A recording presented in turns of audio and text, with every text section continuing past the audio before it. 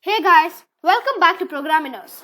Last video we talked about control and sensing blocks. Today we'll be talking about operators, variables and how to create your own blocks in Scratch. So let's get into operators. In the last video we learned about if statements. Go check out the last video if you haven't seen it yet. So in an if statement you can put a sensing block or an operator block. An operator block is basically a math operation. Let's drag this. This block says if any number is more than 50, then execute some piece of code. So we'll say 30 here, or let's just stick to 60. Then let's add a motion block saying move 200 steps. 200 steps. Yeah. So if 60 is more than 50, then move 200 steps.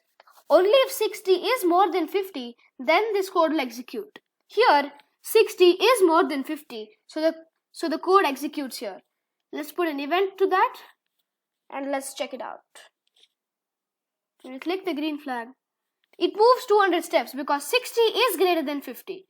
Let's change this number to say something like 30. Let's get the sprite back to its position and then click the green flag. You couldn't see anything happen because 30 is smaller than 50.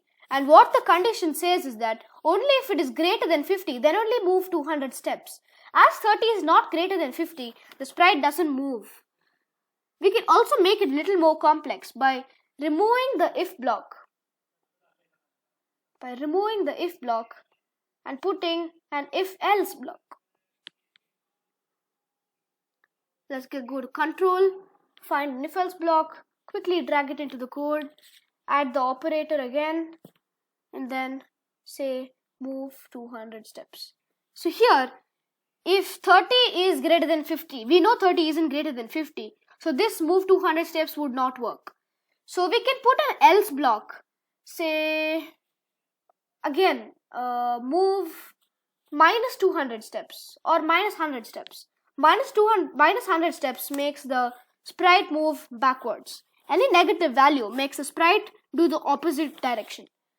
So here, let me explain the code to you first. When the green flag is clicked, if 30 is greater than 50, then move 200 steps. If 30 is not greater than 50, then move minus 200 steps. So here in this code, obviously, it will move minus 100 steps because 30 is not greater than 50. Let's try to execute. There, it moved behind. So because 30 is not greater than 50, like I already said. So this is about operators. Let's go into variables now. Variables are used in making games in any program you do in Scratch. So if you want to make a variable, remember that variables are not default stored in Scratch. You have to make a variable yourself. Just hit make a variable, create a variable name. Let me name it as score. Say OK. For all sprites, you can choose if you want it for all sprites or for this sprite only. Give variable name, hit OK. So variables are used like a score. As you can see here, I've named my variable score. So it says score 0. So we can add a statement saying if, we'll add a control block again saying if touching or if space key pressed,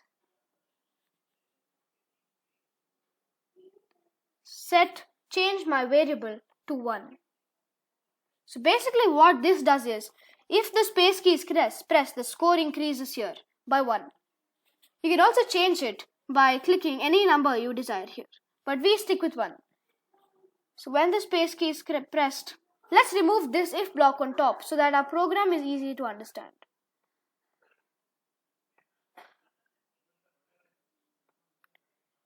And remember, if you want to delete any code, just drag it into the workspace there. So here, when the space key is pressed, it changes my variable by 1. Here, my variable is not defined. So let's take it as score, because we have defined score when we made our own variable.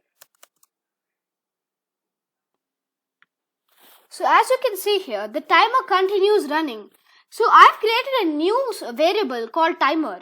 And I made it to change every second so that the game is more innovative. So here the score increases by 1 when I click the space key, and the timer continuously keeps increasing by 1 second. So this is a very important tool to make your own games and animations. And in the next video, I'll be talking about something that is really used in Scratch, something called broadcast. So be ready for the next video. I hope to see you there. Hope you enjoyed. Please don't forget to subscribe, hit the like button if you liked it, and leave your comments in the comment section below. Hope you enjoyed. Thank you.